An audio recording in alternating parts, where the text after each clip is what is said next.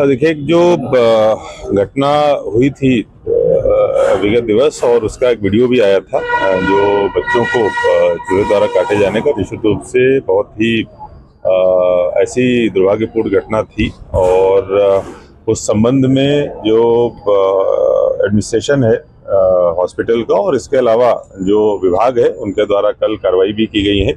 उनमें 2 लोगों को सस्पेंड किया गया है, कुछ लोगों को शोकॉज नोटिस भी दिया गया है। स्टेट से अन्य जो जिम्मेदार यहाँ के उच्च स्तर के एडमिनिस्ट्रेटर हैं, उनको भी नोटिस प्रदान किया गया है। निश्चित रूप से ऐसी चीज़ नहीं होनी चाहिए थी, और जो भी इसमें एजेंसी है या जो भी इसके लिए जिम्मेदार लोग हैं, अगर अन्य कोई भी जांच में पाए जाते हैं तो बहुत कड़ी कार्रवाई इस पर की जाएगी।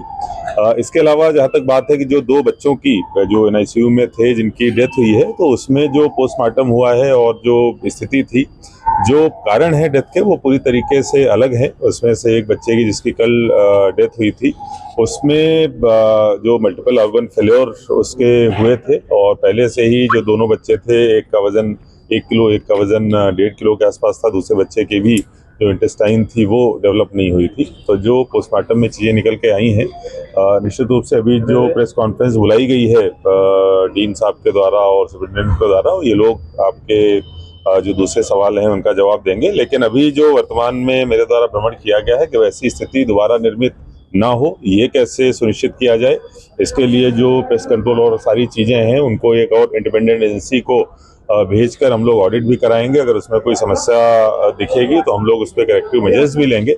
जो विभाग के द्वारा, चिकित्सा विभाग के द्वारा कार्रवाइयाँ हुई हैं और जो जांच कमेटी बनाई गई है, उसके आधार पर जो भी फाइंडिंग्स आएंगी, उसके आधार पर उनके द्वारा कार्रवाई की जाएगी।